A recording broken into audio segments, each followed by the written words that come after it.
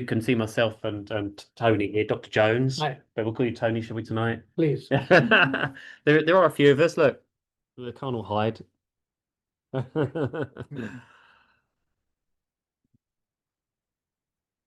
I'll just turn the camera a bit more towards Tony. That's it, and I'll just come over here somewhere. All right. Well, look. So I'll just go. So now when I first learned about this sort of subject, well, apart from being at school, was Sophie. Obviously, when I learned to fly, just over 27 years ago, and not a lot's changed since then. Funny enough, we haven't really changed as people, have we? But it did used to be called human performance and limitations, but it's kind of turned into human factors now. And I wonder if it's just because they didn't like the word limitations. Yeah. But I still, I can't, everybody's trying to get in now. There we go. I can't but help still call it that, human performance and limitations. And I say to you, a bit like the aircraft, we really do have some limitations. We've got some fantastic abilities of what we can do, but they're not endless, are they? No. Some of our limitations are quite significant. And that's where we get on to this subject. So, like I said to everybody, Tony's very kindly joined us tonight, which is good. Tony's learned to fly quite a few years ago, more than me. Prehistoric. Dear. Who was that? Is that somebody else trying to get in? No, that's fine. And so, yes, very kindly said he'll join us again tonight and share some of his knowledge, etc. And he's got a presentation which is great to run. And then you can have those who want it, they can have copies of it. Have no extra fee. Just another donut. Yes. I was here was it 2 years ago? Yeah. Was it really 2 years ago? 2 years ago. And then you took over from then. Have there been many changes?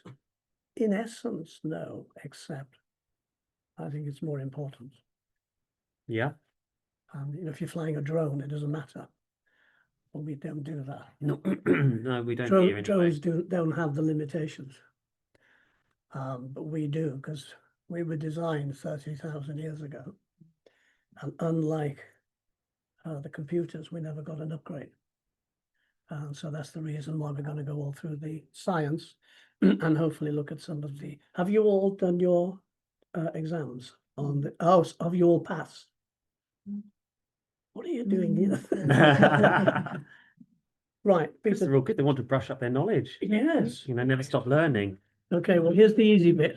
The title. So, what did we decide? Is it human performance limitations, medical and physically related aspects? That's the posh bit. Little bit about myself for those who don't know me. Many years ago, I qualified in surgery at Liverpool at the regional neurosurgical unit. The aviation stuff was done at the Institute of Aviation and Medicine in Farnborough, which is no longer there. Both of those locations now no longer exist, which makes me really happy. And actually, and then I was an AME for a few years for class 1, 2, and I packed that in when Europe started making a mess of it. And actually it all went computer. Let me just have a look, just to see how good you all are here, because some of the things I had to do and relate to what we're going to discuss are these instruments which are here. So in my training, which I did actually there and also in Brooks Air Force Base in the States. That's the easy one. Where is it? This one here. That one. The top right-hand corner. Yeah, what is it? It's the centrifuge. It's a centrifuge, yeah. That's not the one that I did, but that was to do with some of the stuff which I'm going to discuss over later, and it wasn't very pleasant. What about this one? It's like a balance disorder. It's actually right. It's actually training actually how to perceive how these things are happening. And that does make you sick, I can tell you. The other thing I had to do, what about this area here? What do you think we're doing here? Here's the clue. They're wearing something. High altitude. Nearly. It's actually low oxygen. Yeah. Right. And what you do is you're in one of these cable things and you reduce the oxygen to see how you behave. And what's interesting, people behave differently and say different things. When I did mine, I actually didn't realize I was becoming hypoxic. What I actually did do is said something very awful to my boss who was outside. Because it actually, like that, he was very thinking about it. But what is interesting is you actually lose that sense of what's going on. And quite often you don't actually know you are hypoxic. And a lot of that actually happened also during COVID this time, because a lot of people had this hypoxia, they're called happy hypoxia, so they were pretty well and laughing, but they were very ill. Anyway, that's nice. What about this? Down here. Bottom right. And there's a clue. There's balloons there. To do with pressure, is it? Yeah, it's a reduction of pressure. And I did some work actually in the North Sea with the helicopter guys. Not that they were doing, but they collected the divers. And that was not a pleasant thing to have when you drop down, because what happens as you come to about minus 50 feet is nitrogen changes to be an anesthetic. That's why you don't dive that much. My boss wasn't there on that occasion, but that's actually quite pleasant. Anyway, I just thought full marks, full marks. I do fly. The top right there is the long ears, which is still going. It's the only time I came into Elstree. Is it? And the reason we came to Elstree is that when Leavesden closed, it was the only nearest place that we could fuel. So I came into here, landed, filled up the longies, because it actually, as you can see, doesn't look like a proper aeroplane, but it was great. And I started off my runway from the bottom on the over there. And what I didn't realize, it's got a little bit of a bump in it. Yeah. And just as and this thing takes off at 60. It's not 59 and it's not 61. I hit the bump of the, what is it called? Helicopter Runway. pilots don't do it. There's this sort of dip, isn't it, Peter? There's a dip. We leave that for the fixed wing. No, that's right. Yeah. We just still go. I hit "Look at that." I had hit the dip, just that. Yeah. You won't. And I was full of fuel. The Electron pilots came very close just to go close in there. Anyway, that's beside the point. I also did twin rating. I also flew something called an R-22, which didn't actually have. You had to really work hard with the collective. Pre-governor, wasn't it? Pre-governor. Yeah, pre-governor. Real men. That last time I flew the helicopters, which was 2 years ago, that was 30 years ago. I then flew, by the way, the person at the back of the longies, just at the right, is my very expensive son. Hence the reason why he is actually now flying. I'm still paying for it. Anyway, the next one is at 30, after 30 years, I flew again with Peter and was quite shocked that I could still do it. However, this was not the case when I tried to fly the helicopter. And although you can see, if you see my face, it isn't actually what you'd expect. Paul did the usual thing to give me a little ticket and said, yes, we need to do things. But how I felt was on the left, that it just felt like chaos. And as you know, some of you may have known, I wrote an article, and if you don't lose it, or if you don't do it, you lose it. But I do know somebody who was flying recently, who was 4 years. Who hadn't flown for 4 years. Was that the one that was in the article? One of you? Yes. Yes. That's right. Yes. That was 4 years. 30 years is different, guys. I can tell you. Right. Yes, it was. Yeah. It That's was. right. Okay. Here's the Yeah, list. it was Alan.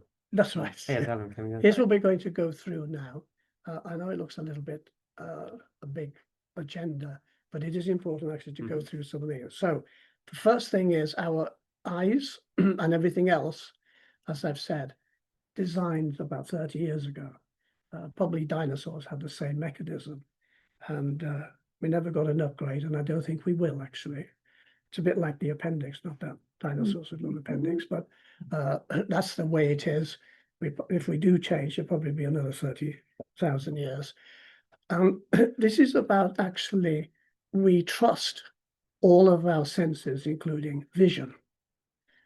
But actually, it actually doesn't always seem what it is. So I'm going to do two things. Visual acuity, we won't go through all that. Visual acuity, all of you have got medicals. That usually mean that you can see where it's going on a good day.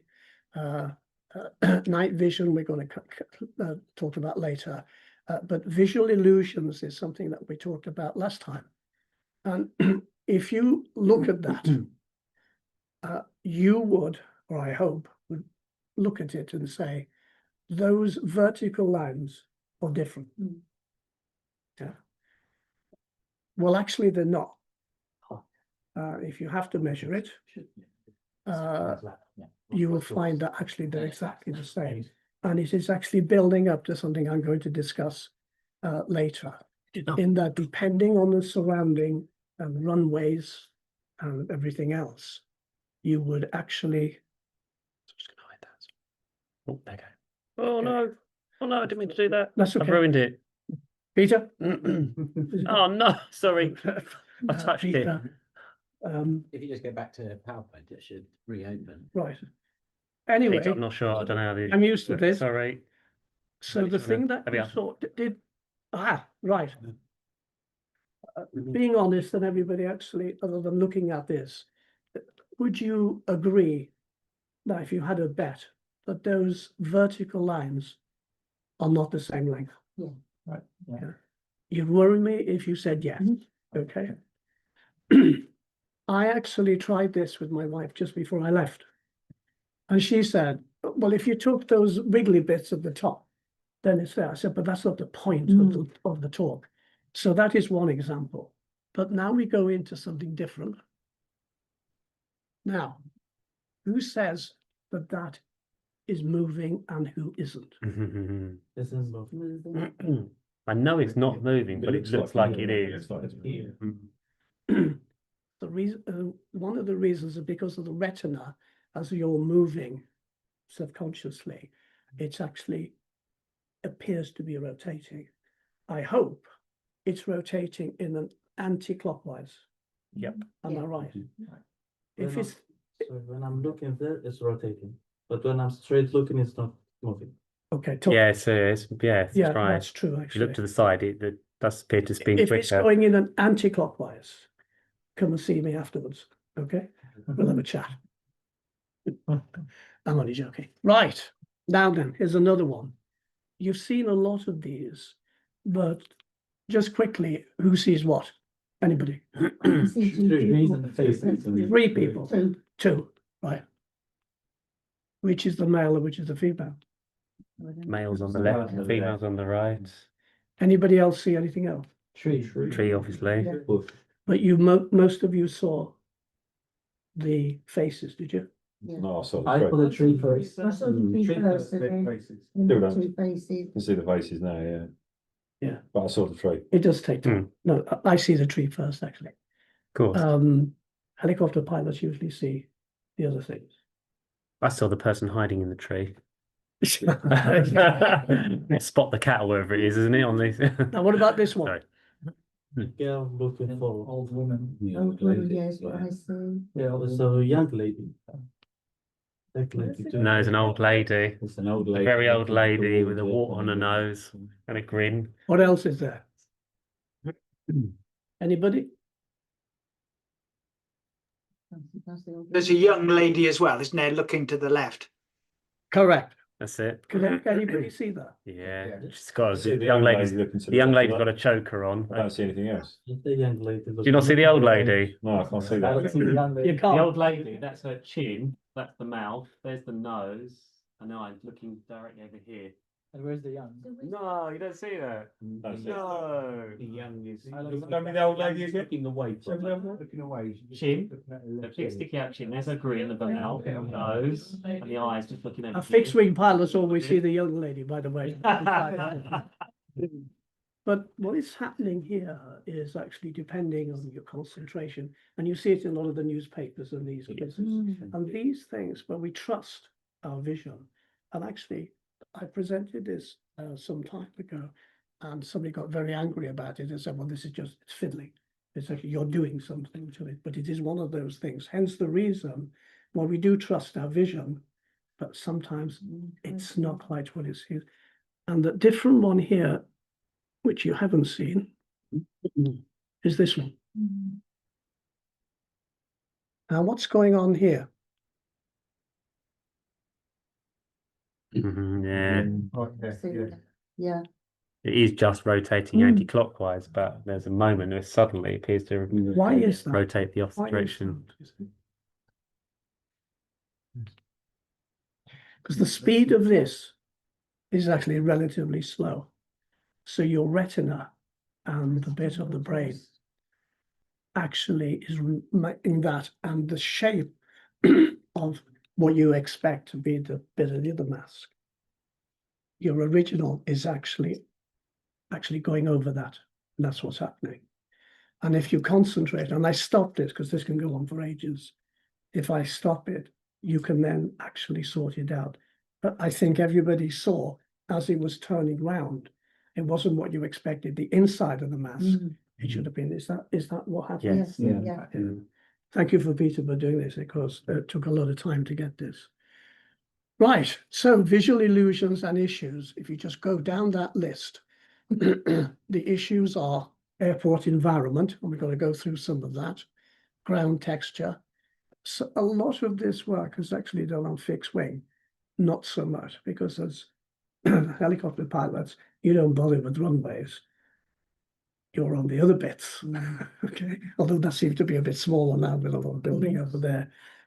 But it's actually, Paul, you talked about black hole effect, which is actually more maybe with rotary than actually fixed. Yeah. If you want to pick up on black hole along a final approach. Have you experienced that? Talk me through it. Well, actually what it's meant to do is you get very confused as you're coming actually in, where it's actually a total blackness, and you get very disorientated. It hasn't happened to me. I think last time you said it did happen to you. No, Hasn't happened. no, that's weird. And it actually gets, the other thing can happen if you're actually coming into the run and they switch the lights off and it's completely dark. You become, it's almost as if, well, there's no guide that you have, okay? And that's called the black hole. Anyway, I know we might have been talking about that, is if you're flying at night, as you it's just at said. night. Yeah, It yeah, is at that's night. right. It is at night. And if you say there's no perception of depth, there's just nothing there. That's right. Hence the black hole. And that can be very off-putting because you've got no guide on anything on the side. And then I'll go over actually what that might happen. And then weather conditions, the ceiling, visibility, and obstruction to vision. So let's go into some of this now. Here's the one which is classic. So if you look at the middle runway, that's a normal one with a normal flight path. The one on the top is a very narrow runway. And the perception is that as you're coming in to approach, this is fixed wing mainly, is that the perception is you feel that you are too what? You're too high. Yeah. Whereas actually, if you look at the bottom one where the runway is wider, you feel that you are lower. Yeah, well, let's have a look at this. So, that's the size of the runway. This will happen actually in rotary or fixed, is that where you are coming in to land somewhere and you've either got an incline where actually, see, if you just read that is there, it gives you the perception that you should be actually having a certain approach. But actually, it's because of that shape, you're used to actually having a certain pattern as you do in your training, and even so the experienced pilots. And it actually causes differences in approach. And you don't realize it until you're coming to the close, and then you have a bit of a drama most of the time. Okay. So that's an illusion of actually what's actually happening below. Let's look at the eye, because there's a few other things that we hear here. You know all about it's the amount of light. It's everybody know what the blind spot is? Oh yeah, I think I know where you can see if you close one eye, right? Yeah. And then you, Why have we got a blind spot? Why did we design? Why was that designed? I'll call the dinosaurs, bless them. Why? Where the nerves are. That's yeah. The optic nerve's attached to the back. For of the 10 ear. points, which nerve is it? There's 10 nerves actually in the brain coming into these areas. Number 2, well, it's the optic nerve. So the optic nerve coming from the brain, the signals actually from your eye go through the optic nerve. It has to go somewhere, unless AI comes in the future. But actually you can't see anything through the blind spot. Why is that important if you are in the air flying? What you're seeing might be in the blind spot. What you're needing to see might be in the blind spot. Which you hope, you're right. Okay. And there's another issue around that. So because of that blind spot, if you're looking at it in one position, what does the instructors and everybody say to you if you're looking in one position? You're meant to scan, aren't you, so to avoid that. Yeah. Do you do the scan the same now with some of the equipment you have about navigation? In my day of training, throw the map away, look at where you're going. Yeah. Okay. So there's another mechanism here, which is even more of a problem. So that blind spot, the way you compensate for it is actually to look around, because if you've got something, especially if it's in the distance, the blind spot won't see it. And it depends on what's coming at you. Okay. If you've got actually a rather big jet coming at you, you don't have a lot of time. If you do, and it's happened to me once. Right. Now, let's look at the cascade of decision. Let's say you do see something on a reciprocal heading. Okay. Here's a rather worrying, actually, piece of information in that if you see something, now sometimes, I don't know how many people have floaters in there. Yeah. Yeah. Okay, that can be awkward. Yeah. They don't have lights, do they? No. The good thing about floaters is if you stop your head doing anything, they usually float away. There are exceptions to that. So if you're looking, and if you're moving your head, you see something and you look at it. Okay. Cataracts is another one. Okay. So if you see something, you pick it up and you say, I wonder what that is. Is it a bird? Is it a big one? Is it a military one? Heaven forbid. You lock on to that and then you recognize it and say, oh, yeah. Then you evaluate what it is. Is it going to hit me?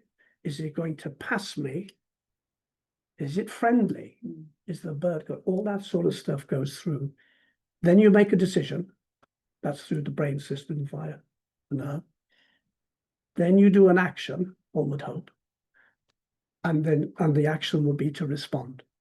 On average, that's 5 to 10 seconds. It's a long time. Now, it's not the same as if you're doing a competition in the fairground, where you're actually testing your reflexes, right? That can be very, very quick. Formula One drivers are even better than that. But in normal things, where all the stuff you've got. You're picking up something, it takes a lot of time. Why is that important? It's because of this. And you've probably seen all these pictures. This is a rather fast aircraft. And it actually, by the time you spot this, even though it's not in your blind spot, you have got 6 seconds to make a decision. It's happened to me once in a helicopter where a fast jet came past and I never saw it. And it was up actually up to the north. My instructor was very quiet. I held his leg, which is not the real thing to do, to say, "Whew." And he said, "There's always two." I wouldn't have seen it. Okay, so it's just interesting. So that was an experience for me, which will be on my epitaph. But that is actually there. Now you don't normally. I don't know how much aircraft you get around here now. In terms of, Loads. Yeah. It's the busiest bit of GA airspace in the UK. and drone. I know how fast drones go actually.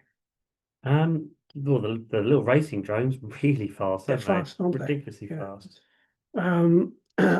So empty field myopia was the other thing I wanted to discuss. Does everybody know what that is? Has anybody ever heard of it? In your exam, you've all passed it. Okay. All of us can get a bit tired sometimes, and what happens with the eye is that it actually rests at around 60 centimeters. Okay. And so what happens is that when you actually rest at that, whatever's beyond that, you don't actually perceive. And if you did, it doesn't last long enough because the eye gets bored of it. Because the eye sees something, it directs to it. But what happens when you're flying, not that you're lazy in the fly or you're not doing anything, but if you're just looking actually at the panels and not actually looking at more of a distance, it can cause a problem. So much so that you won't see things. And that was the point I wanted to make about the other incident I was showing, is where you haven't got a lot of time in terms of the conflicting. So in fixed wing, what I've done, and I've actually told my son when we fly, is that you can actually just point towards the wing, to the end of the wing, because that's more than most airplanes, more than 60 centimeters. But it's actually free, just looking out, and just because the eye actually gets very tired with a very short distance. And if you feel a bit tired anyway, or you're under a lot of pressure, it's sooner, okay? How often does that happen? I think normally you're looking all over the place, yeah, but you can be bored, right? And so it's one of those things which is there, and that's what that is. I thought I'd explain that to you, because not all people understand it. So the eyes actually do rest, and they rest roughly around that. And anything beyond that, if you do see it, there's no detail to it. And because there's no detail to it, the eyes just ignore it. Okay? Is that? Yeah. Yeah. Yeah, I've not heard it called the empty field myopia, but that makes total sense. Well, doctors do that. Sort of Yeah. stuff. Right. Now, this one. This is where the science comes in. So spatial disorientation. When does that happen? You know all this. You've done it in your exams. Lack of flying practice, especially on instruments, is something. And you've all done the Foggle stuff. Yeah. Do you repeat that on testing? Yes, they You certainly do. do. In my day, we didn't. That's 30 years ago. And the reason is we were told is don't fly unless you can see where you're going. Okay. And here is It's some prepared earlier. the prepared, okay? These are the kind ones. So you can sort of see just about in front of your instruments, and then we've got some really mean ones. Yeah, they're the ones, yeah. Yep. How did it feel when you were doing that, maybe for the first time, really, all the time? I've not done it, but it was completely disorientating. You usually take sick bags with us just Yeah, in yeah. case. How long Yeah. did it take you to feel uncomfortable? I haven't done it. No, Sue's I not would done it. imagine, from my perspective, it would take a few seconds. Anybody else? Didn't think it was that bad. See, no, you- I get on okay with it. Yeah, it Yeah. varies. It does vary between people without a shadow of a doubt. On average, things start going wrong within 30 seconds, usually, because there is a lag. So let's go over some of the science behind this. And it's about the inner ear. Again, designed 30,000 years ago. And the inner ear has some biology, which I'm going to bore you with. So what are the preconditions transferring from VMC to IMC? Or you'd agree with that? Yeah, most definitely. And of course, we don't do that in helicopters, certainly not the levels you're all flying at. Yeah. But absolutely, yeah. Uh, Or if you just took away that external reference of horizon. So if you just look down that list, moving the head when aircraft is turning. Yeah, we've got to go over that in a minute. Lack of flying practice, especially on instruments. Now, Paul doesn't let you do that, right? And after formation flying, I don't think anybody does that. No. Okay. So the issue that is the problem is that it's caused by the proper functioning of our spatial orientation. It was designed that we are able to walk and do things on the ground. But its base reference is what?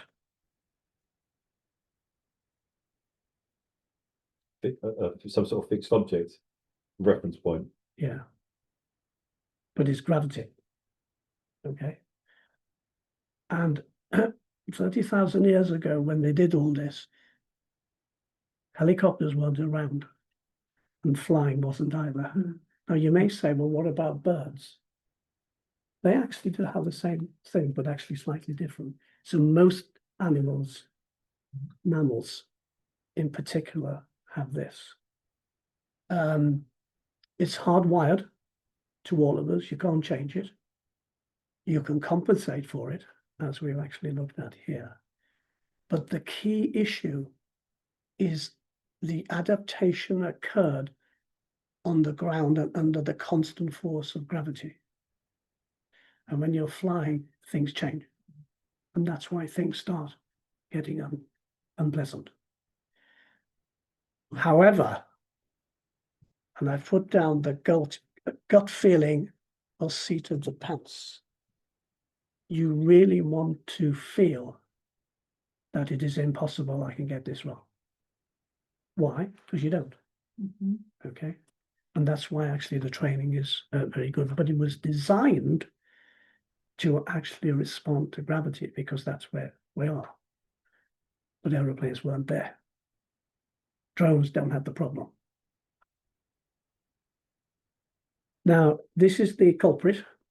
It's extremely complicated, the ear, and it's very important. If we go into a simpler one, so on the left is the tube, which goes in. Then you can see that red bit, which is the eardrum. That then transmits, and you know what a lot of this, well, I'll go over it with you, the little bones, the smaller ones in the body, go in and go into that rather pretty, sort of almost like a something from the sea. The bottom one, which is a cochlea, that takes messages from the vibration and transmits it into, on the 8th nerve, into the brain, and it relates it into speech and noise. Okay, so it's an electrical thing. The thing that we're interested in is the bit at the top, and that's what it gives you balance. and there's 3 of them, okay? And that is actually which gives you the direction when you're turning, going forward, going back. And the way it does it is that in those semicircular canals, there's a fluid which moves, and it's got also little areas where it actually changes some of the modulation within there, and then it goes down the other.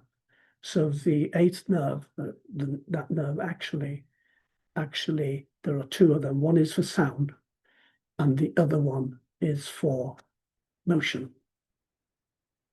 And what I have done, if I was looking up towards the brain underneath, all those signals on the left actually go into nuclei within the base of the brain. It's a very primitive, and they go actually into the eyes.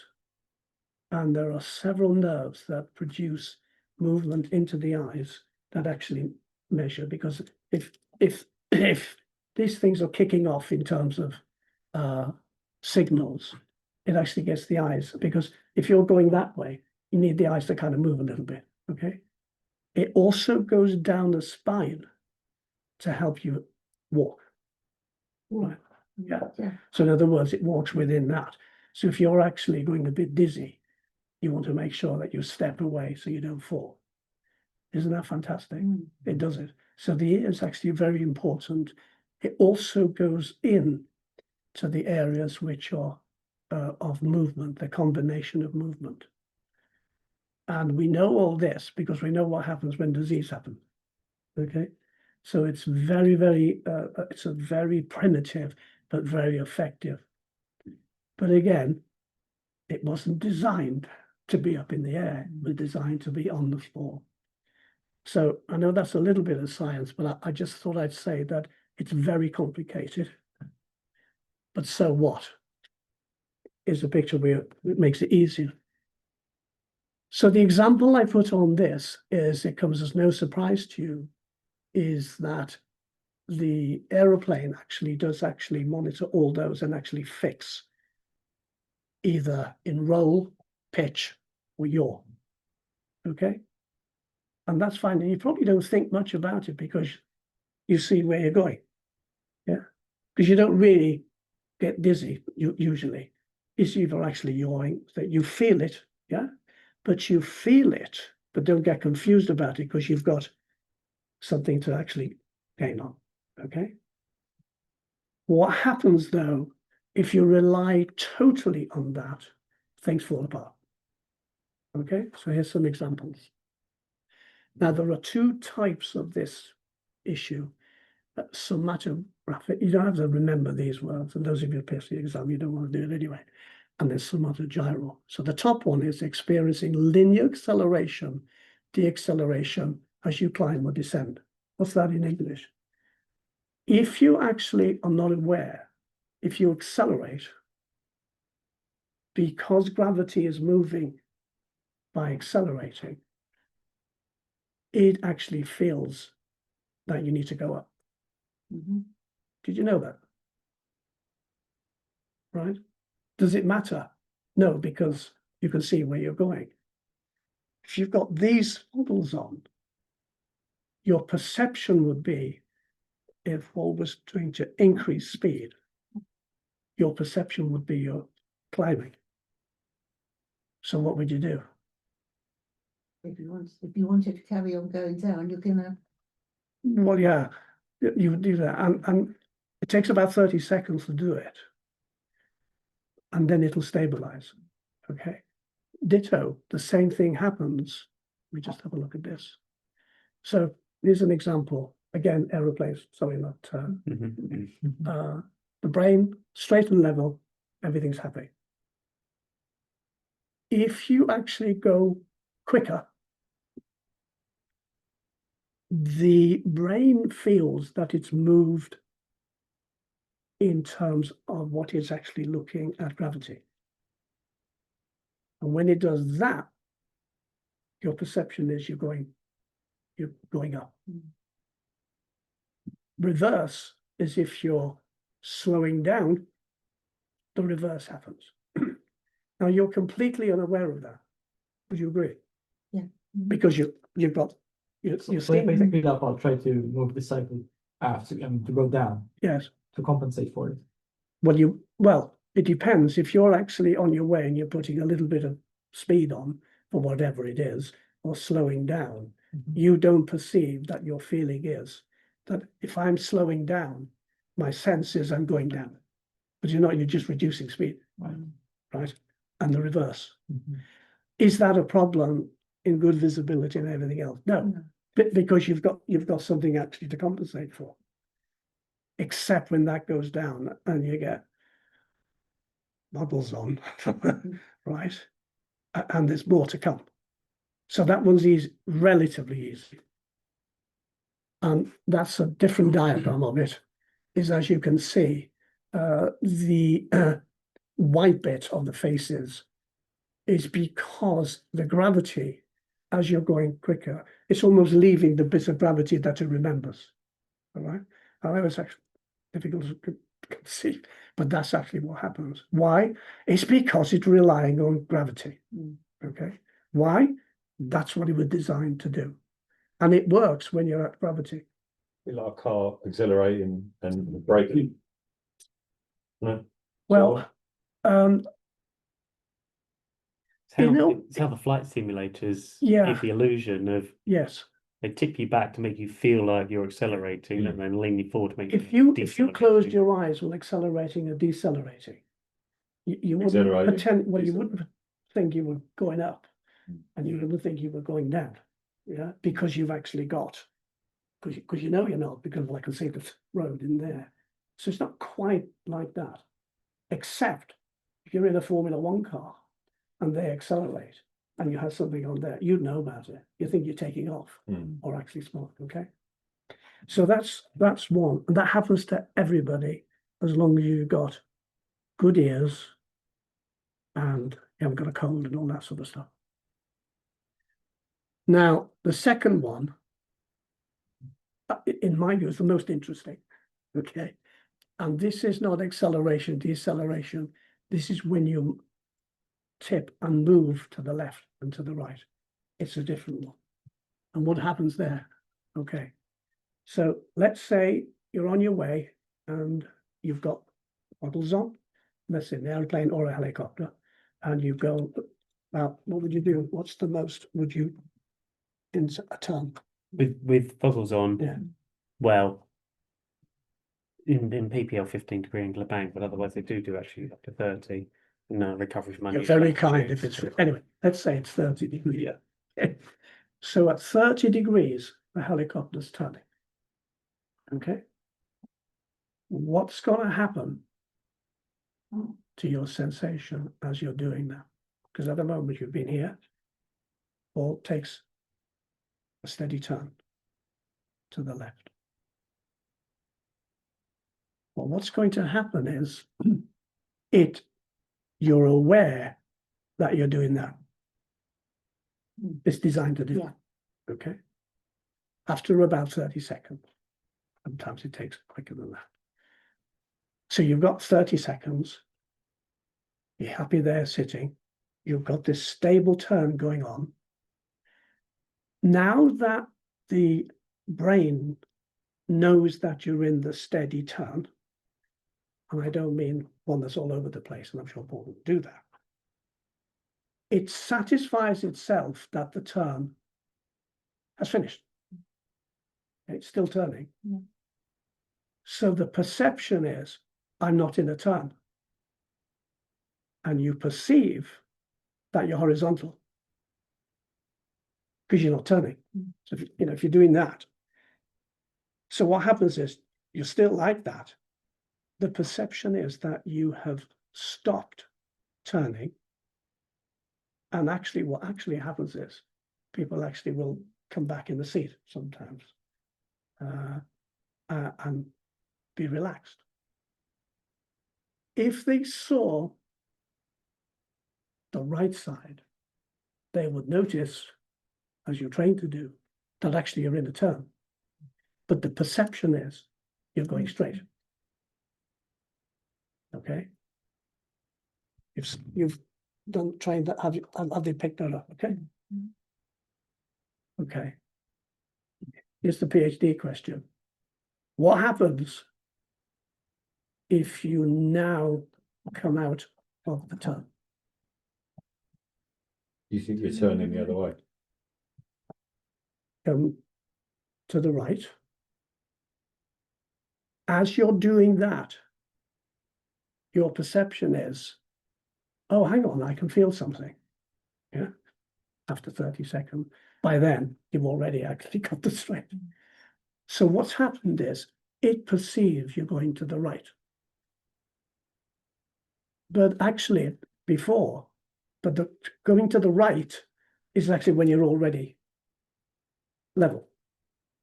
But it actually is perceived, and the reverse happens. And it actually admits it's going backwards and forwards. Now you combine that with actually the speed and the reduction. All of those get very complicated. Now, all of you have actually been on these journeys where Paul puts you through all the issues for 15, is it 15, 26? Well, in total time Yeah, on Fuggles, etc., 2 hours. yeah. Yeah, but not all in one hit. It's actually a lot of work. It's a lot of work. And the more you actually do that, 30-degree and things like that. So if you've got that doing, and then if you're somebody really not nasty, like Paul, if you're then accelerating and deaccelerating, you can imagine what it's like in the military on that sort of stuff. And the training there is actually just to do what? What actually is helping you here? Because as far as you're concerned, on the left turn, you're level.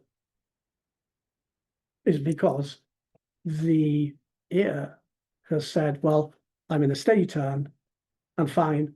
I stop the signal for me to be in the turn, and I'm okay, so I must be level. And in fact, I actually sit back in the seat. It's called the leans, is what it's called. And so this is where it's designed, it works fine when you're walking, okay? But actually, when you're in this, and what happens is this can cascade, and that's why when you're actually in IMC or anything like that, things happen very, very quickly because you're combining things, especially if you're turning turbulence and things like that. So it's not just roll you're suddenly dealing with, is it? You've got pitch and Pitch, altitude gains and losses, and you're the whole lot thrown you've got together. the whole lot. Okay. So we have something interesting happens in training that usually when we first put on the Fuggles, most people generally don't like it particularly. But in a relatively short period, start getting used to it. Yes. And then suddenly they feel, oh, actually, this is not that difficult. I'm almost enjoying it. I'm not looking at anybody in particular over here, but and we have to try and reiterate that this is in a very controlled, safe environment. That's right. It plunge you into this, like if you flew yourself into cloud, there's nobody to get you out of troubles. Like Tony just said, it rapidly goes wrong, doesn't it? Because you're not just rolling the aircraft, you're pitching, yawing, rolling, gaining, losing height, and your brain is trying to convince you of something other than what you're actually seeing, isn't it? Well, it's doing it because you've got several things happening. If it's just one, And the that's whole all lot's based around, like you say, gravity, isn't it? and it's all because of gravity. Okay. And it's a very, actually quite a difficult concept. I think I said, why can't it's nonsense, like the car, for example. Well, I've got gravity underneath and I'm accelerating, and I don't feel as if I'm going up or down. No, because you've got actually a cue, the car in front or something else. If you're in the fog, you can't see anything, okay? That might be different, but you'd have to, there is a limit actually how it does. If you're actually going maybe 2 feet an hour forward, the ear doesn't pick that up. There are certain things that it won't, and it actually slowly. If you are very careful, you can you can kid the ear by doing it. Right. So it does have a little bit of a limit, but in essence, that's it. Is that does that make sense? How quickly does the brain recover once you take the focals off, or focals off, sorry? So have the normal perception again. Is there a Inexperience doesn't Doesn't take very change. long, but It people are doesn't. quite disorientated. Mm. You know, they can regain being straight and level, okay, but then it's kind of, well, where am I? Where am I going? Mm. You know, it takes a little while to settle Yeah. back down again. I think it takes a lot. That's why sort of Mm. they are and things like that is there. It does recover, but certainly when I was training, the idea was to try and make you sick, Mm. right? In other words, to Yeah, prevent you from doing it. I was gonna Now say that doesn't recover. Mm. our aim is to actually make this as uncomfortable as possible, so you never Correct. get yourself Yeah. in that Correct. position. Yeah. You stay well out of in it. training in Rotary, we didn't do that. We've just told don't go into something that you Yeah, can't that's see right, where you're yeah. going. Okay. Can I just say, it's Clive here. I'm just going to say, whenever I've had the foggles on, I find it extremely tiring, you know, while you've got the foggles on.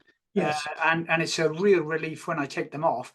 Yes. Is it still the case with training that you're taught, if you did go inadvertently into IMC, to do a 180 turn? Is that essentially still the training that we do? Is it? Yeah, it is, but the focus, a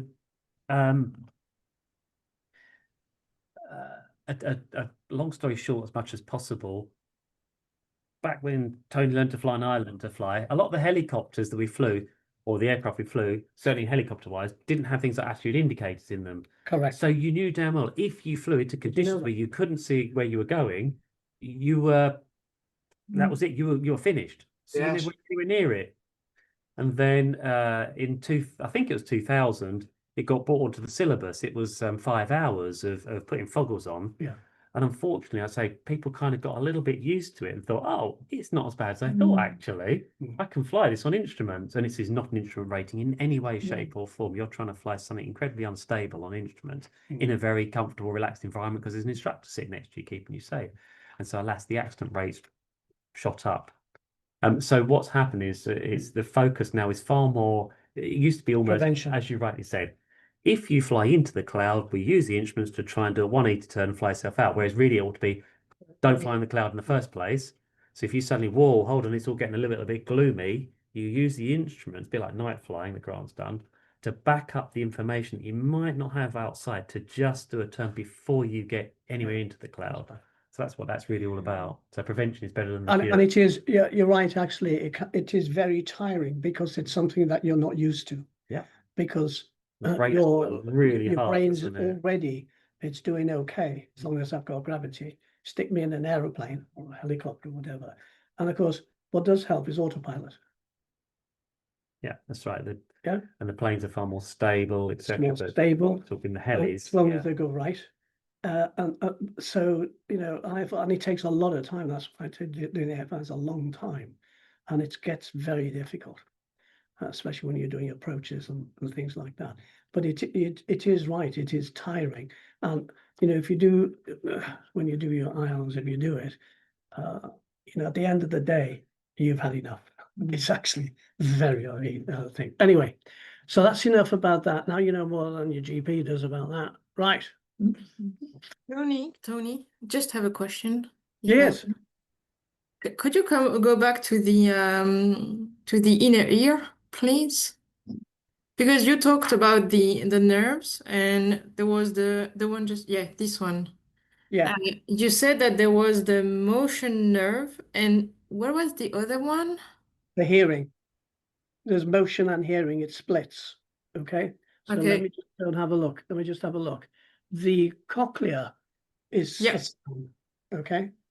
The semicirculars are for balance. And the 11th nerve, as you can see, I can see it, can I point out? Is split. That's it. Okay. And as you can see, the semicircular ones is a bit bigger than sound because it has more work to do. Just say that name of that nerve again.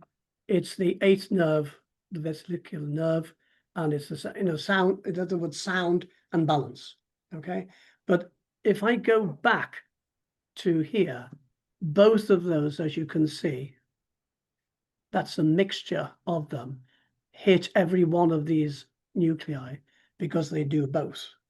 So, for example, if you shout at somebody and it gives you a shock, you just don't stand there. You move away. One of the reasons for that, I'm going to go back into that in a minute, is that it's actually sending a signal as a fear, and it actually goes down into your limbs and moves you out. There's a combination of things happening there, but the first trigger is the sound, okay? And so vibration, or somebody hits you on the head and you move it, like those things are happening. It's extremely complex. And all of this is actually when any one of these areas can have disease. And so these things actually cut down. So those top 4 yellow up there, they are actually individual nuclei that actually decide where your eyes go, and whether your eyelids and also the other parts of the eye, which is actually there. So it's a very complex and a very historically designed system. I think it's fantastic how it does, but you don't think about it. Does that answer the question? So it goes through the same nerve, but the nerve splits, and it actually, when it goes into the midbrain, it goes into slightly different places. So not all of those go into the same at the same time. Okay. Is that okay? Yeah, I think, yeah.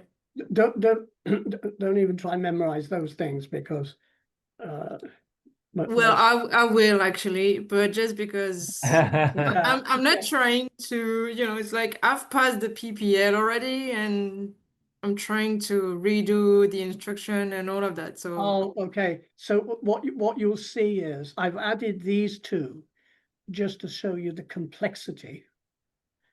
And actually, if it's complex, it's more likely to go wrong. But it is actually, it's very complicated. The ears, when you lose your ears and sight and things, the combination, things are very difficult.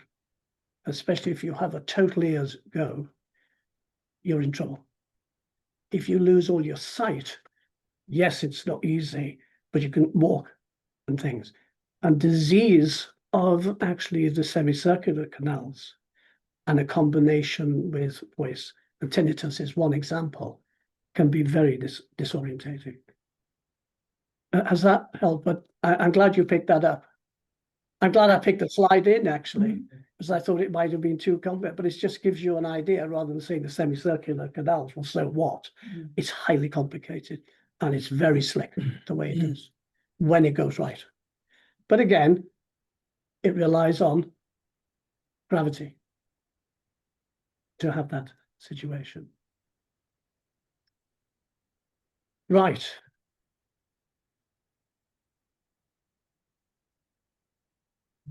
Perception. Nearly coming to the end. Now, again, our perception, how we work, again, was designed about 300,000 years ago. What's quite interesting, were our brains then, with Neanderthal and everybody else, were they bigger than they are then, or were they smaller than they are now? They were smaller, I think. Yeah. They were bigger. The brain? Yeah, they were bigger. Also, the skulls were small. Yeah, no, the brains were bigger. Yeah. Ours are now smaller by about sort of 15%. Mine definitely is. And it's the equivalent of having 4 ping pong balls of volume that has gone. Great. Okay. Women's brains, we're going to watch this one, are a bit bigger. Yeah. Glad the wife isn't. I haven't told Marion yet, and even worse. And what's different is the upper cortex that we have. The smart thinking brain is the one that's grown in proportion and dumped some of the other stuff. Okay. So although we've got, and if you look at I haven't got pictures here, politically incorrect to do that. If you look at the heads of Neanderthal and people before that, and also others, you'll see the difference in the space, because you would expect you'd expect it to be different. It's because Homo sapiens is, hot shots.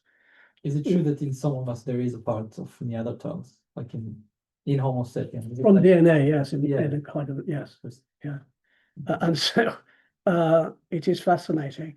And what's even more fascinating is that if you look at the higher cortex, that's the piece of juice that actually making you do everything. Females actually have a slightly different one. And that's quite interesting. I haven't told my wife that, because otherwise that's right. Okay, now let's look about any performance. Okay, so all of us have pressures in life. Yeah. And what happens is, if you are at the back, down here, when you haven't got a lot to do, it's not very good, is it? It's not good for that. You're bored, etc. So as you improve your performance, whether it's pressure, challenge, stress, Paul shouting at you doing something wrong, okay, I would never you shout. will reach, did with me, right? But you will reach a certain level that most people will think, I can carry on just being at the top. So add more pressure, more challenge, and more stress. The perception is that you're doing exactly what you're doing and keeping it at that top. The interesting thing is, everybody else around you knows you're not coping, but you think you are. And what happens, and this is in most mammals actually, what happens is, as you continue putting more pressure, challenge, and stress, your performance actually deteriorates. And that manifests itself in a loss of perception. I'm doing fine. Well, you're not doing very well. I'm fine. Yeah. You are unable to switch off. Yeah. You struggle to motivate others, usually, because you're not really helpful, right? And then you default behavior. It's not my fault. It's somebody else's fault. Yeah. And then non-specific ill health, colds, flus. Okay. This is where some of the chemicals start coming in. If you then continue that, you get breakdown and you continue. And sadly, it can get worse. Okay. Now, if you look at that curve, what would happen if you had the flu? What would happen to the curve? Would it go up or down? Go down. Right. Okay. If you have a few drugs, what will happen? We won't go into that. It shifts. Okay. Now, here's something, but nobody upsets about snakes. I just want to show you again, we were designed many years ago to exist. And this is important actually in terms of your perception about how you actually cope with stress and horrors and things like that. About 60 years ago, they looked at what happens when you have a stressful situation. And here we've got a snake. Couldn't think of a different one, but actually the research was done on the snake. It is a pretty snake. It's or in America, a lot. What is it, Peter? What snake is it? It rattles. Like a rattlesnake. Good, very good. They let you know it is a rattlesnake, actually. Right. Now, here's some biology for you. Having done neurosurgery, that's where I qualified. We didn't know this at the time. And so we didn't think the thalamus was very important.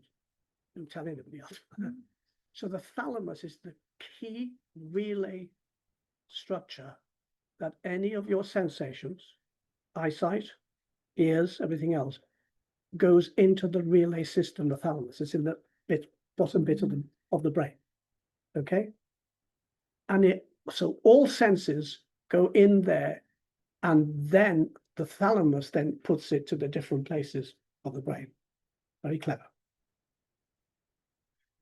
Now, there is one sense that doesn't connect into the thalamus. You know it. Which one do you think it might be? All the other senses go in there. Your sensation, your touch, your pain. No. It's smell. Smell is the only one that actually bypasses the thalamus. And the smell is actually very powerful. So you can smell something and you can remember immediately that if it is actually something that you've been doing on your housework, it reminds you of your desk that you were a kid that used to polish. That's the example that I give, okay? It's a very, very powerful. And we won't go into COVID because COVID actually there was something else going on with COVID, as you know, with taste and things like that. Anyway, let's go back to so the thalamus is in the midbrain. You don't see it. We've all got one. So what happens is, if you see the snake or somebody you don't like as you were walking down a dark street with a black hoodie, you're not going to say, he's going to be all right. No, she's going to be all right. So the cortex, that's the bit of stuff that makes you good pilots.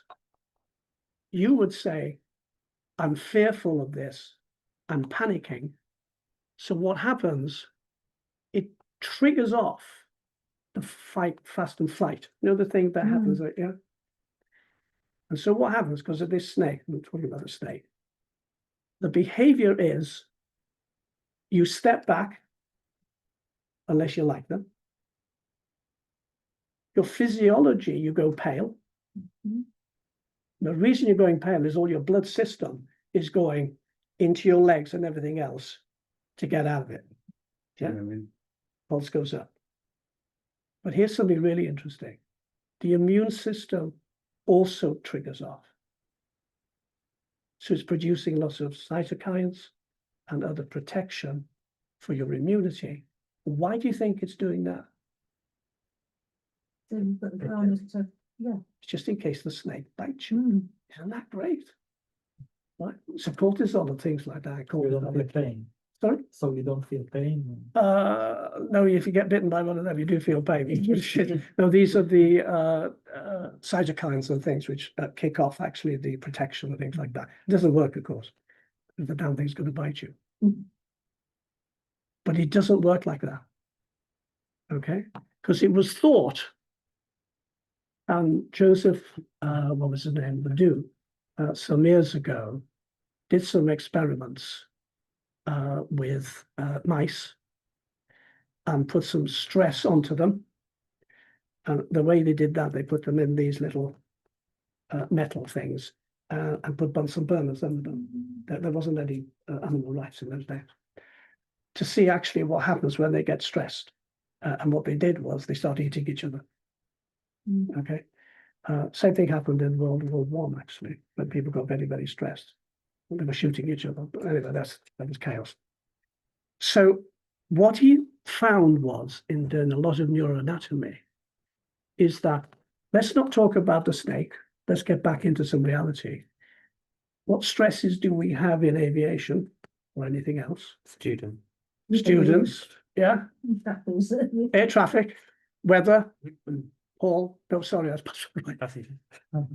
Conflicting traffic. Pressure to get to location, home.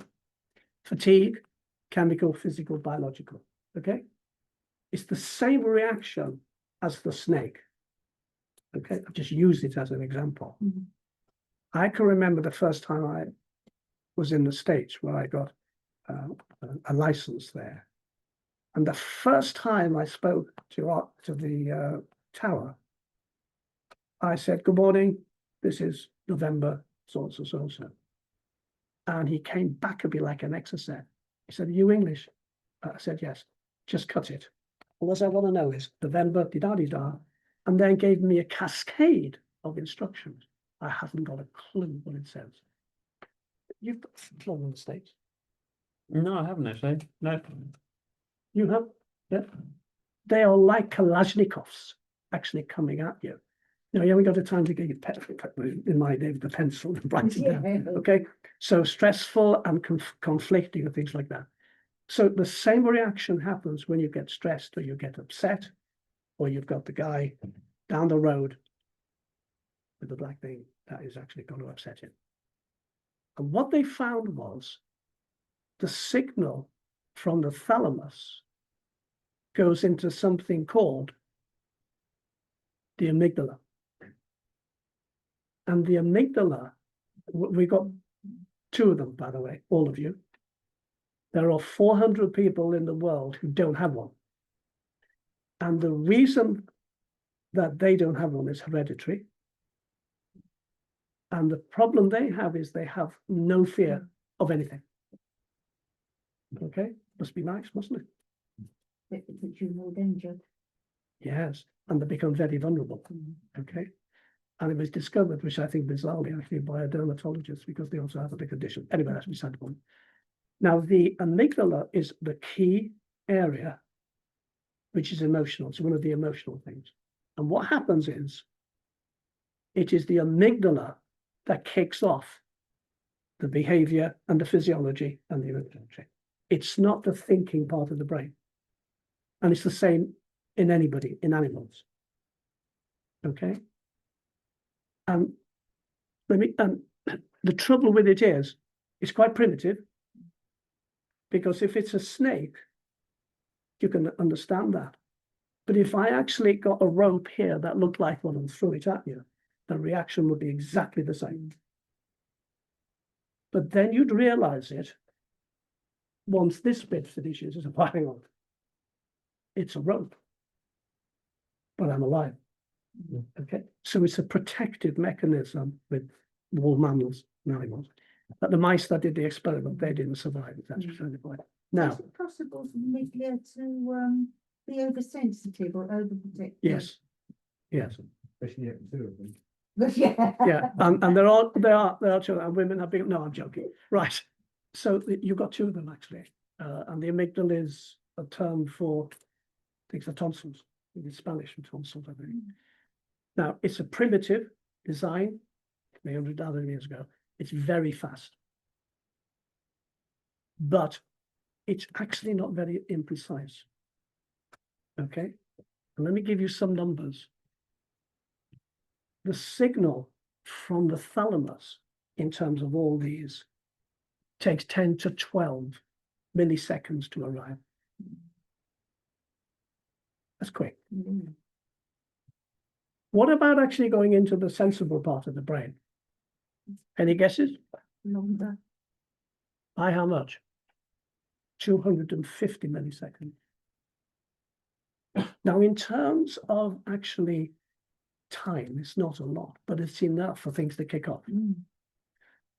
So when the smart thinking part of the brain says, well, it's only a rope, or the man coming down to me to win the lottery or whatever it is, you say, oh, great, but I'm alive. And that's what it was designed to do. But it's actually a very powerful situation. And it's so quick, it's why clever people do daft things. So here's an example. It doesn't have to be about your safety. It could be about your self-esteem or getting upset by someone. So the last time you got an email from somebody that actually said something against you, what's the first thing you think about? Oh, isn't he? No. You want to kick another one off immediately, but then hopefully you stop. And to say, oh, what did they say? Don't do anything. Leave it until the next thing. Okay. So any strain or stress that actually does that, this amygdala kicks off and you've got to watch it. And there are ways of actually getting over it, because when you're actually in a situation where you're lost in the aeroplane or air traffic, you're upset, or there's something going wrong with the helicopter or something like that, that causes a little bit of stress. Yeah.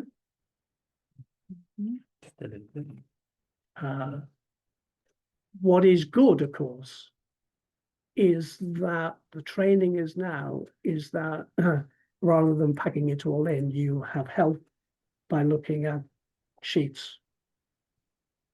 Right?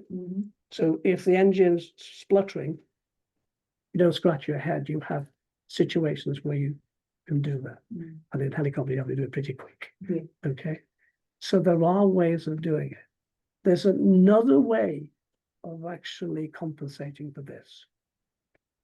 And all your mums and possibly dads would have told you about it when you were kids. What was it? Take a deep breath. Remember? If you take a deep breath when you actually have something that's very tense, two things happen. One, it adjusts something called a vagus nerve, which goes from the brain to the heart. But most of the signal goes from the heart to the brain. And so your pulse rate changes and actually will not completely negate, but it'll help it. And I have got a picture of actually where we did some studies by putting people in an MRI, which is very, I don't know, many of you have been in an MRI. It's not the most pleasant thing. Well, we stuffed this one in for about an hour, which we did tell them about it, and actually got him to do some other things. And we actually found that things, and I'll show you that sometime. Anyway, back to this process of perception. So what is happening is that your immediate response, and it's before the smart thinking part of the brain, is that you get this reaction. And a lot of the things in training design you to cope with that. Doesn't always happen, but it helps. So it's quite, I'm just trying to sort of work out whether this is a good thing or a bad thing. So an example of this sort of almost instinctive reaction would be we're trained to put the lever down, you know, if the horn comes on or something like that. Yeah. Is it, I mean, is this very, very quick reaction a good thing sometimes to prevent us doing something? Obviously, we're going to take our time and think what's the right thing. But I'm just wondering, is this a good thing or a bad thing that you get? I would have thought in a Robinson 22 and other ones, I think it depends actually what's happening to it. But Yeah. You're right, is that I think the things that there are things that you do. Okay, engine failure on takeoff in fixed wing. Okay, there's a structure that you do to go through to see actually that these are the things I've been taught to do, not to say I can't move. And Yes. what actually happens is frightening. So the answer is that the training is there for many of the things that you act almost automatically, despite what the amygdala is saying, this is dangerous, you need to do this and do that, and I can't do anything, etc., etc. And that's Right. actually why they were designed. But it's a very good thing that you mentioned. And I have actually mentioned that before. And I think there are other ones, which are engine failure is one. And things. It's like we train for the routine, the drill to That's right. overcome the sudden fight or flight or Yes. And this is in- fight or flight. And yes. Paul has said this is the fight or flight mechanism. But there are ways you can help it. But sometimes if that stress is so powerful, the amygdala is so powerful, there's not a lot you can do. And so it's really just a compromise of doing things. Now you can go home and talk to people and say, you know, my amygdala is not well today. And so anyway, so there's a lot of science for you. And in fact, there it is. I forgot. This was some studies we did with the MRI. This guy here said, I have no problem going into the MRI. He didn't know what it was. But he was also quite a clever guy. And what we wanted to do was to put him in there. And how many of you had an MRI? Yeah, it's not pleasant, is it? And then we gave him some tasks to do. And his amygdala kicked off a little bit. And we did say, well, you've got to be there a little bit longer. We didn't say it was going to be an hour, by the way. This guy here is an expert in this. And if you look at this frontal part of the brain here, this is the cortex. This fired up when he started doing the breathing exercises. That's what we were trying to do. Whereas before that, which I haven't got the picture, is the amygdala fired off very quickly. And we were able to do this on these things that we did. And that's when I was a young man, and he's one of the professors that did it. So we were able to prove it. Right, almost an end. We've been very good and giving you an easy time on questions. Factors affecting performance. Paul, would you like to go over this? Just go through them. Yeah. I'm safe. Yeah. We use it in training all the time. Yeah. So I'm safe is just another acronym you've got to try and remember, but it's another useful one. The I for illness. We need to look at ourselves and figure if we are ill, that's going to affect our performance. One of the things we were talking about earlier, if you've just got a simple little old common cold, that can affect your balance mechanism, your inner ear, etc., as well as your hearing. Like Tony said, they are connected at the end of the day, and of course that does make things tricky. Therefore, are you on any medication of any drugs or of any description? Because that also might impair your performance. Stress, yeah, you know, it's a real serious thing, isn't it? And as Tony said, we've all got stresses of some degree or another within our lives, and you can't just simply get rid of them, but we can be we can teach processes to help you manage those. Alcohol, well, it goes without saying, you know, if you've got any alcohol in your blood, it's not very good. You're not going to be a particularly good pilot. Fatigue, yeah, most definitely, creeped up on all of us if we're not careful. We have to warn our instructors, watch it towards the end of the day. You will be tired and you might not realize it.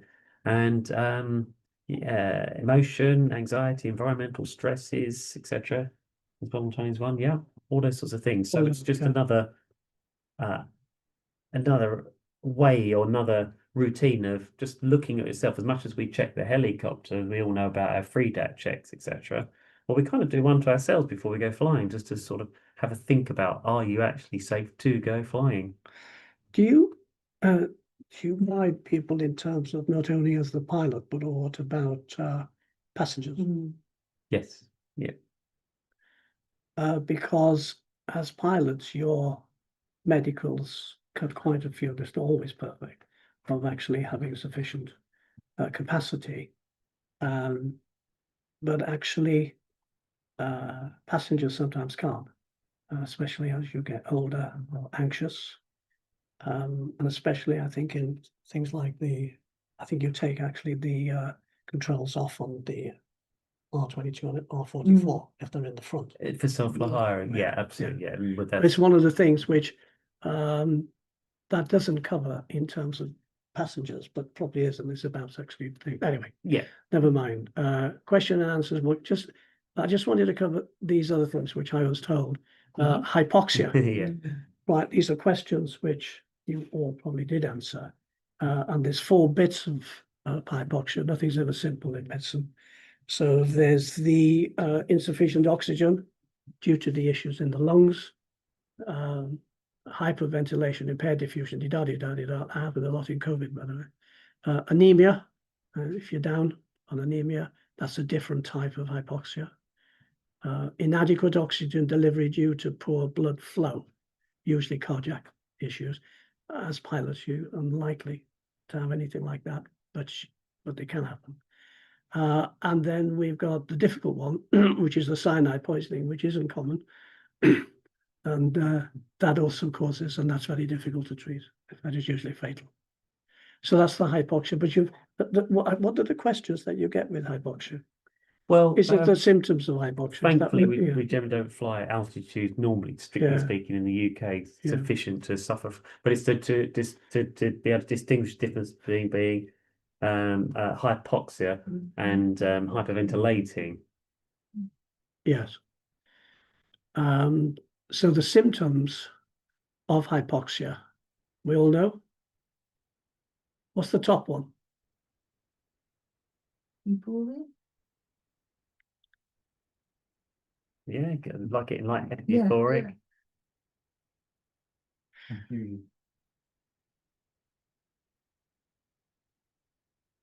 Did you say Euphoria? Yeah. Yep. Yeah, yeah. By that stage, you're actually quite into it. Right, so it's not, right, okay, so not But it's what you true. want. Easiness, Yeah, easy. Yeah. Um, Drowsiness. yeah, yeah, that's quite a late stage. Mm. So you know all this, and luckily with helicopters you don't go. What about if you're flying, let's say, from high altitudes Mm-hmm. before you start? So if you're flying off at 6,000, So you start off at 6,000, yeah. yeah. So you'd get up to, what will get to 4,000. Yeah, and if your lungs aren't fantastic, then that could I was thinking of Aspen actually, as to whether that is there, but it's a and you talked about hyperventilation. Mm-hmm. That can cause problems. As to how many pilots have hyperventilation, but I think passengers do. Yeah. Anybody experienced that when they've been flying with anybody? What, hyperventilating? Yeah. No, I mean, over the years, yeah, you learn how to just keep people calm so they don't hyperventilate. Say it's they're feeling faint and dizzy. It's unlikely to be hypoxia in the UK Yes. because of Yeah. the altitudes we're Yeah. flying at, even if they're a heavy smoker. Yeah. They just don't fly high enough. They can be similar, but it tends to be more dramatic. Panicking.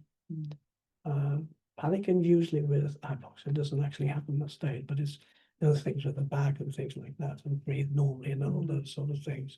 But it's one of those things which are in the questionnaire. Yep, that's right. Yep, it usually crops up. Yep, to understand Yeah. the difference between the two. Yeah. If somebody's suffering from hypoxia or hyperventilation. So there's the causes, which we all agree. Yep. yeah. One hasn't the bill when you come back. We haven't got that. Yeah, that's right. Carbon monoxide.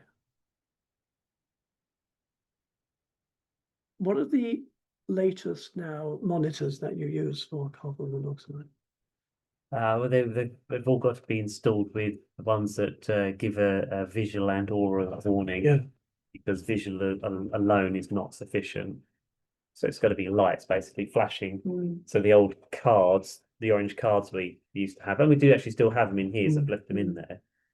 Of course, it doesn't necessarily alert you unless you're looking at it. Whereas one that goes beep, beep, beep, yep, you get that trigger or flashing lights. So it sort of gets your attention. That's it. Is it common in helicopter and rotary? What's that? The leakage. Carbon monoxide? No, but having said that, I did many moons ago at Cranfield when I used to borrow a little yellow R22. Somebody did actually land, nothing to do with me, but they landed because they felt they were suffering and get flushed in the red in the cheeks and whatnot. But they were getting carbon monoxide poisoning. Sure enough, they landed, got stinking headaches, etc., etc. Anyway, this little R22, I used to use it as well, and I was mildly concerned about this. So I littered the cockpit with all these little red CO detectors, carbon monoxide detectors, CO detectors, and to try and find out where it's coming from. And the classic in the book is for us a leaking heating system, because the heating comes from around the exhaust muffler, around the exhaust. So if that's got a crack in it, you're getting exhaust fumes amongst everything else, the smelliness, but the carbon monoxide in the cockpit. Anyway. And what I worked out is if you turn the heater off, it was far worse than if you had the heater on for a start off. So with the heater on, never had a problem. Turn the heater off, damn things would go black in no time at all. It was really bizarre. They never worked it out. Yeah. They could never find out where it's getting to the cockpit. It's So there was just an unusual story. Otherwise, no, generally speaking.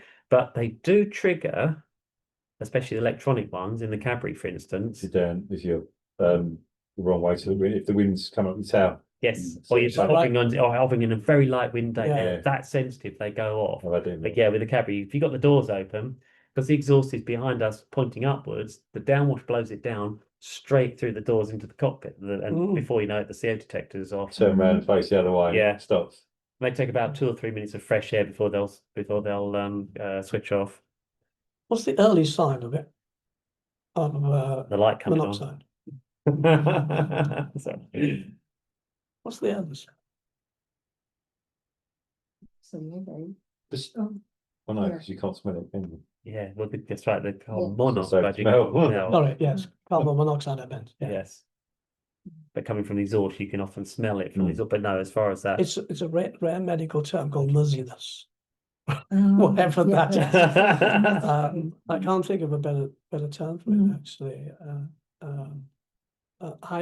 I've had it with a fire, burning fire in the room, when it was very cold, and then headache come also quite quickly, quicker Yeah. actually.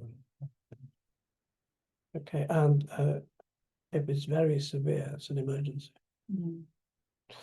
Okay, so those are the two nasties. Altitude, luckily, this is a conversation I don't have to have with helicopters. 'Cause if they are 20,000 feet, you're in trouble. But you still get questions of it in the exam, do you?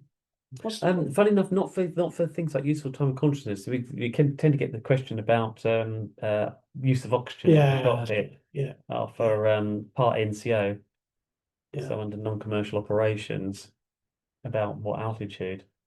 I mean, you say if you find yourself up there in a helicopter, something's not right. That's a long way up. Yeah, in the UK, it's a heck of a long way.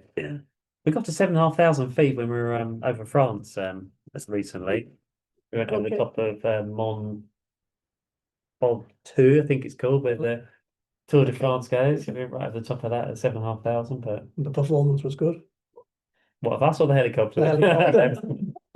Yeah, yeah, they were fine. Yeah, like us, they need to breathe as well. The engines, yeah, they were fine. They performed better. Okay, so the objective I had was to go over some of the science behind all this and how things, there's not a lot you can do about it when you're actually in some of these situations, because we're hard wired. You stop sharing the screen then with your dad. And So the technician's coming now. The IT whiz. so I think that's been some help. Mm. You now know a lot about things and a bit new terminology. And always remember the amygdala, Yes. because you ain't going to be able to do much about that unless you're one of the 500 people worldwide and actually have a hereditary disease. Yeah, literally Okay. fearless. Fearless. Yeah, and being fearless isn't good. Mm. And again, actually. Steve Irwin had, wasn't So, it? Steve Irwin. That's his surname. I don't know if he didn't not have one or if he No. just. no, he didn't. No, it's actually, it's a autosomal recessive condition, Right, commoner in women. right. Because of a certain genes that are there, but it is actually, it was diagnosed, it was first met around, I think it was in the 60s, and they were about there, so there's a, they collect these, but it is not a nice condition. They have all sorts of other symptoms, and it was actually identified by a dermatologist, because they also have certain rashes as well. But the amygdala gets calcified, so it's not that they're not born with it. It just happens to calcify the amygdala on both sides, because we've got two. And it happens very quickly, within sort of a few years of birth. And so it's there. There's no cure for it. It literally goes hard. Yeah, it's calcified and it doesn't function. So in other words, the areas of going into the amygdala actually go into the cortex, and it doesn't have the capacity, therefore, to be protective. And so they have no fear, and actually usually, misbehave a lot because they don't quite understand actually what's wrong and this and that. And They're not going to see danger. Yeah, and they are very vulnerable as a result. Why do you need two? Are they doing different things? Sorry. Why would you need two? What are they? No, it's because of the way the brain is actually split by there. It's always, there's lots of tubes in the brain. Okay, it's plumbing, and of course, this issue about left, right, and right brain, I mean, some neurologists and things don't take too much attention to that. In terms of, it doesn't quite work like that. It's like a hologram of the brain, but there's the left brain. My left brain's working well with my brain. My tennis should be very good because I'm left-handed. Well, that's a lot of nonsense.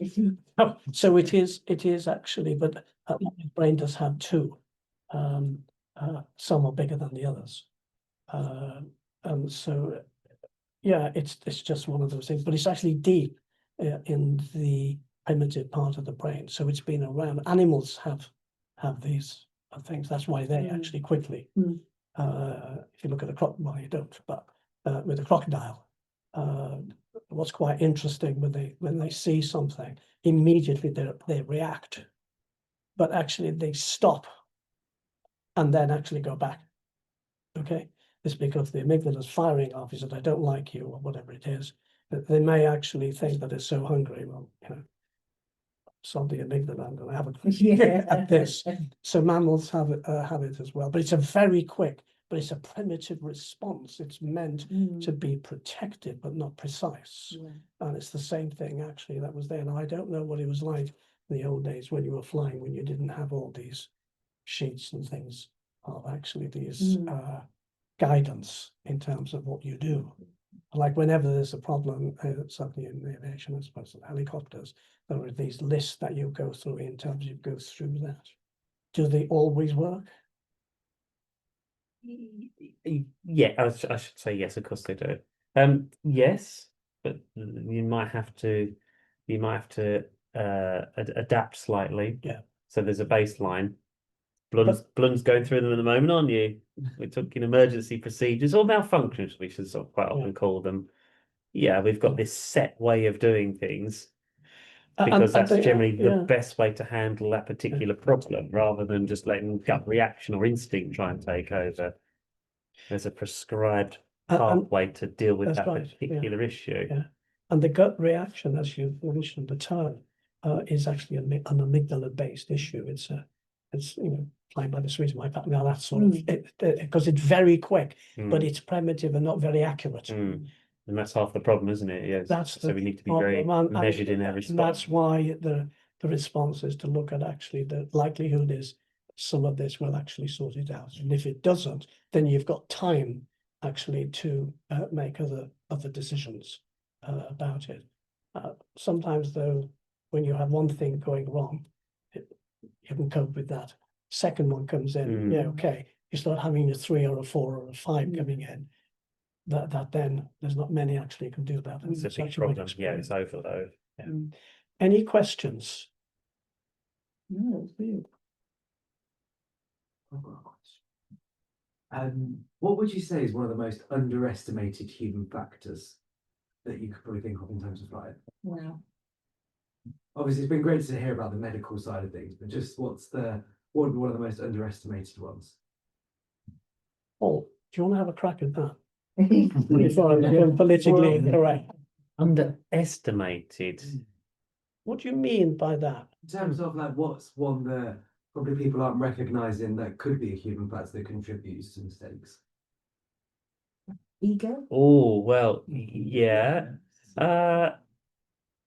Somebody without the amygdala, but they wouldn't be. Yeah. Sorry. One of the good ones we have is confirmation bias. Yes. That's always a good one, gets talked about quite a lot, especially in navigation, for instance. Yes. Convincing yourself that something is what you want it to be, not necessarily right, but what you want it to be. So it can work both ways. You can convince yourself that there's a major problem, and actually there's no problem at all. Or let's say you can convince yourself that everything is fine, and it really isn't fine. But that's how we see this a lot in navigation all the time. People want this particular place to be Potter's Bar because that's where they want to go, and if it is Potter's Bar, it means they're going the right way, and everything's hunky dory. And actually, it isn't Potter's Bar. You've gone off. So that's one of them. Perception, yeah, but there's so many of them. There is one example I had many years ago when I had a lady who came in for her medical, And she, in the form that she completed, there is a line that says, are you on any medication, or do you have you had any depression? And it was ticked yes. So I said, okay, well, would you like to tell me what the medication is? And she was on an antipsychotic drug. The commonest one you have for that would be schizophrenia. So I'm standing there, and I said, look, this is going to be difficult for you to actually have a medical because of this, especially with that condition. And so she said, well, my consultant said that it would do me good to learn to fly. So I said, okay. And I said, I can understand that, but I think that, do you know what this entails? No, she said, you do me very good for my mental health. So I rang the GP, and in those days you wouldn't have to do that. And the first word he said was, what? And I said, well, that's it. So I rang the consultant. And I said, look, I have a problem here. I'm very sorry, because I had to refuse her. And there was no way that she was actually going to get anything. She said, but I never said that. I said, well, she said, you said it. I said, no, I said it was good that she might fly model aircraft. And I said, well, no, she's just come here for a pilot's medical. She said, well, she does have some delusions of grandeur. And I said, well, it's very sorry, because it is sad, because she built herself up to do this, you know. Yeah. So there are personalities which sometimes do go through the medical system. It's rare, and there have been some examples of it in history. And the one was the German aircraft that actually, when all the cockpit now is stopped, you can't go in. And it is one of those things, and that was a tremendous tragedy and negligence in terms of the medical side there, because The German wings one, wasn't it? yeah, Germany has a different system in terms of actually, would it have happened in the UK? Possibly. Yeah. Can it be a problem if people just rely on, for example, if Paul says, oh, you should be doing this, and he's wrong? I mean, imagine that, but just a second. If you could, like, Sorry, I was. What did you just say? in a alternative universe where Paul is incorrect, Are we talking at home or at work? you know, it's about the student, for example, or just a self-hire or something, to say, oh, I'm not sure that's correct. That can happen, can't it, where people assume that the more experienced pilot is right? Yes, absolutely. I'd agree with That's that. what I'm trying to say. No, yes. you make a very good point, actually. Yes, you agree, and I'm sure. Does it often happen? Yes, it does. Yeah. I mean, it's actually something we do. It wasn't me, was it? No. So we play this game in the cockpit as the pilot progresses. You can think of learning to fly in various stages. When you first come in for your first lesson, we're very much, not quite literally, but holding your hands all the way, aren't we? Doing almost everything for you and just keeping you incredible, making all decisions for you, doing everything for you. And slowly, like our children, we've got to let go and let them learn to walk and make mistakes and learn from them, until eventually they're sort of holding our hand in the end, aren't they? Taking us flying, and that's the idea. So as you develop your theoretical skills in the classroom and study and exams, and your physical skills in the cockpit of actually flying that aircraft, you've got to develop your captaincy, your airmanship, whatever you wish to call it, your ability to take charge and ask questions of what you're doing or what somebody said. Is that actually right? And we find it in air traffic control as well. You know, got to be really careful. What we hear isn't necessarily what's actually said to us. We might believe it. Is that what you're roughly asking? She's not No, listening. sometimes you end up. No, I'm listening. Just that sometimes you can just assume that the more experienced person in the cockpit would know better than you. Yeah, that's you start getting things called cockpit gradient then, which say you'll always figure that the person who's got more hours of experience must know better. Mm. And so yeah, it's very difficult to override or to question that authority, isn't It's it? the CRM. Yes, it is, without a shadow of a Yeah. doubt, but you have to learn how to do that. Was the reason you I think asked? that was the cause. Sorry. That was the cause of the big Tenerife air accident, wasn't it? I think where the co-pilot knew Yes. there was something wrong and didn't dare question the captain and Yeah. taxied out onto the runway or something. I think. Yeah, you're right. And in fact, there are several examples of it. There's multiple examples of that, yeah. There was a culture actually, certainly in the Eastern Bloc, in that there was a hierarchy where there was one in actually where the hell was it? It was a 747 that went down some years ago, where the co-pilot saw things that were wrong, but the culture was such. I can't remember which one Yeah, it was you must actually. speak. The culture that Yeah. was there. I think CRM has actually improved that a lot. But you do get. But was there a reason you asked about? Because I know you are eminent, if I may say, British Airways. We're seeing lots of people as passengers, and I think you've got a whole load of that. That's right. But was there a reason why you asked? Do you have any similarities there in I terms? think there's lots of similarities whether you're dealing with the pilot or Yeah. whoever, you know. So it's just sort of like I always like getting asked that question myself, as in like, what do you perceive? Like, what does everyone else perceive? And then Yeah. what do you know based on experience and just sort of like what you've gone through as in your career. So I always think it's quite interesting because we can focus a lot on the scientific things and those things, but there could always be things that we may underestimate as well that happen that result in. Has the session helped in terms of understanding what the biology is behind this? Yes. Did that Yeah, help? yeah, Because that's it's not helped. in the books, and you've had quite a lot of Mm. science and neurology and things like that in there. Because But it's it not is doing rote learning, it's taking that knowledge and then a depth of understanding around it, Yeah. rather than this is all the things you need to consider. I was going to send some other horrific pictures, which wouldn't help. Actually, that's why I did the cartoons. And actually, people who are not here, is there anything that I've been actually looking at the audience here? Was there anything that's actually on the television? Anything that you felt you'd like to talk more about, or was it of any help to understand? We've all been enjoying it here, Tony. Oh, I'm so glad. Can you send it? Can you send something to Paul? No, that's very kind of you. Thank you. But it is one of those things that it is extremely complicated as the process. And we even haven't actually gone into what subtleties of disease actually affect some of this. We've barely scratched the surface, and as far as the study material is concerned, it's the thinnest book or thinnest part of it because it's now It's divided in. complicated. It's nothing compared to the others, and I hate to say it's one of the easy exams to pass, but I think that's only because we have experience as a person of that subject already.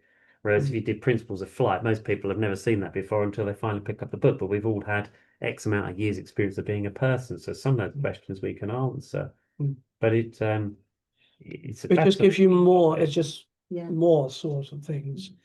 So when the ears aren't in good shape, like the flu, or actually not actually a blocked nose, all these things get affected actually by processing of that, and that's why when you've got the flu, you sometimes get a bit dizzy and this and that, because the ear is a very complicated, as I've actually tried to show, but it's actually essential in terms of actually when you get off Homo sapiens and go up in the air, and we weren't designed for it.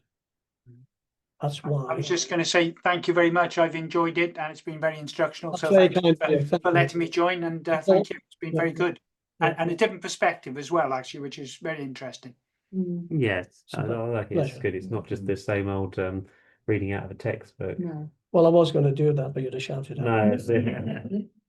so I would normally finish to teach people to remind them that as a human, what we can achieve is phenomenal. We're amazing machines, aren't we? Or you think of the various companies that are trying to create robots that can run and talk and do everything that we do. They're still struggling to make them. I mean, we're close to what we're Yeah. capable of, but we've got limitations. Of course Yeah. we have. Yeah. And you've got to understand I those. don't and- think they're working on robots to have an amygdala. That's absolutely- and they probably won't have ears either, Yeah. or other things like that. But no, But as you said, but based on a model that's 30 to 300,000 years old, hasn't really been upgraded. we never So got we enough. believe that We the force never of got gravity is always Microsoft on straight the down, case. isn't We it? never got Microsoft on the case, actually.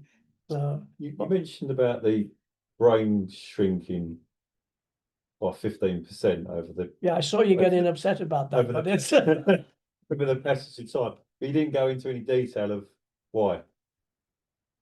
I think Is there any actually research size, that suggests I got to be careful what I say. Size isn't always important.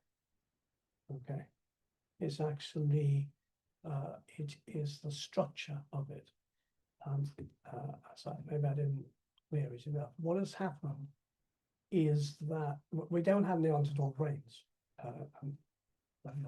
years ago, but what we do have are the remnants of the skull. And if you measure those things, that you have the certain size that is there. But a lot of the stuff in those days, there was a lot more of the white matter, which of the systems coming down from the cortex, which is that's the juice that we have. So there's a lot of that, and there was a lot of volume. What has happened is that's been relatively reduced, but actually the cells, which are this is the cortex, especially the frontal bit, those are the ones that have grown, but are smaller in terms of needing a volume than the rest of it. I mean, they were pretty slick in those days, but it is quite interesting. But to be honest with you, it is not absolutely clear why that is. The only explanation has been it's actually the quality rather than the quantity. quantities improved? Right. Yeah.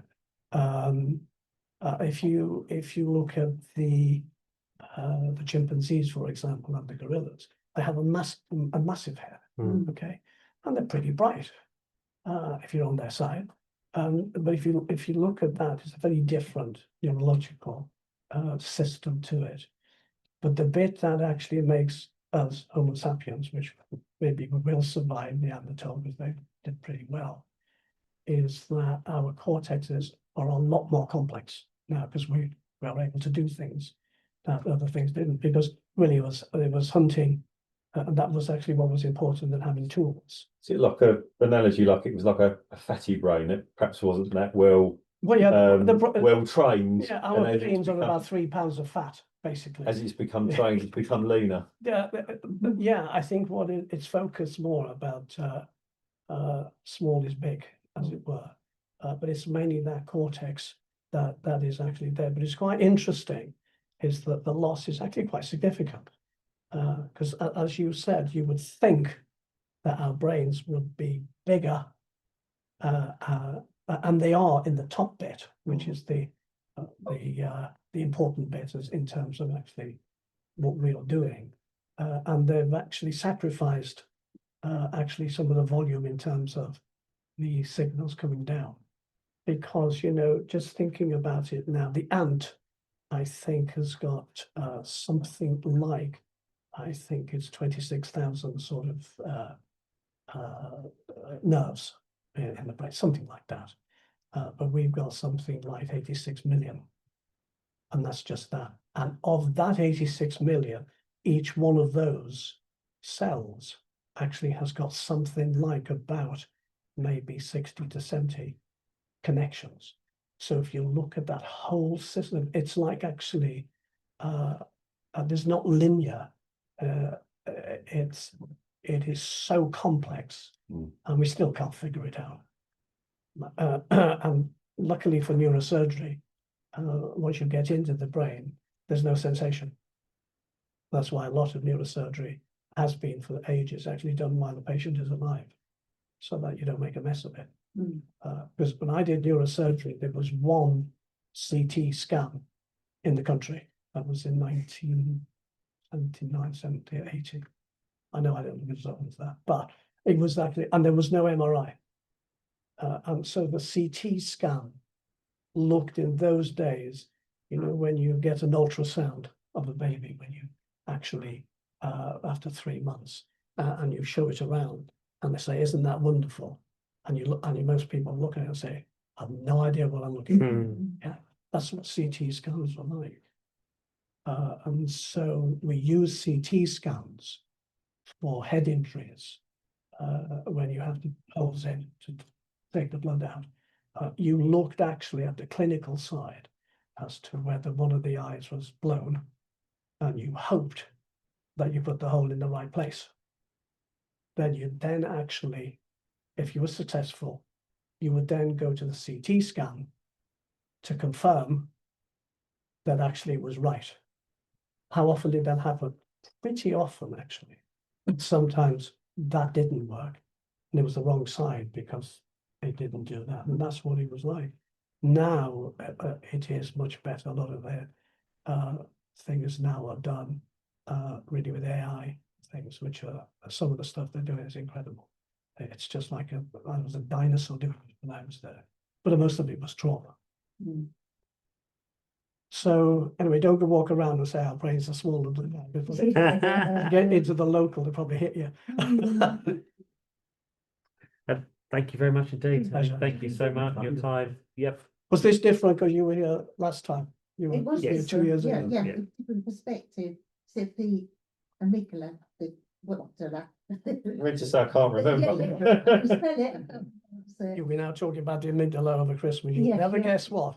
yeah. You've upset me. My amygdala's not good now. It's firing off. That's right. And thank you for coming out, because it was the context was one, not of science, but actually of actually so what, in terms of actually why people like Paul and things are actually doing this for safety and everything else. But it emphasises the why with it and the how with the safety. So as you said, we know not to fly with the flu or we've got an ear infection. And it could be, well, so what? I've just got an ear infection. I'm not going to tell Paul I'm going to fly. Oh no. No, it's a case of it's because of, and these are the consequences of what can happen. But I mean, especially with virtually, it is unforgiving Yeah. if you get it wrong. Yeah, it's really important you tell us how you're feeling, It is the thing both you do physically and actually. mentally, because Is diet and food and hydration. yes, make sure you- yeah. I can remember when I first came. we always tell everybody make sure Yeah. you're well fed and watered, Well fed and because you're watered. not going to perform very well otherwise. Yeah. That's it. Simple as that. Thank you all for joining us online as well. Thank you for having us. And congratulations, those who've already done the exam and you fooled them. Great. And next month, can't remember the date off the top of my head, but next month we've got I think Catherine's just messaged me. Yes, she has. We've got Amanda joining us, 25th of November. That's it, RT Masterclass. So our great friend Amanda Rhodes is going to come and join Is us that from Nat. No, Nats, Yes, yes. yes. So she's coming all the way up from Bournemouth because she's down there. I don't know if I was speaking to her just the other morning on Luton, which was quite nice. So she gave me traffic service on the way. That was good. Yeah, she's going to come and join us. So that's always a good one. And then it'll be crikey. After that, it'll be the Christmas quiz Oh, again. Wow, that's come round, hasn't it? I hate that. So that'll be in December. That's my third. Write the questions. Yeah, that's good fun. There's a bit of giggle. Thank you all for coming. That's all right. Thank you, everybody. See you later. Thank you. Bye. Thank you, bye. Bye, everybody. Yeah.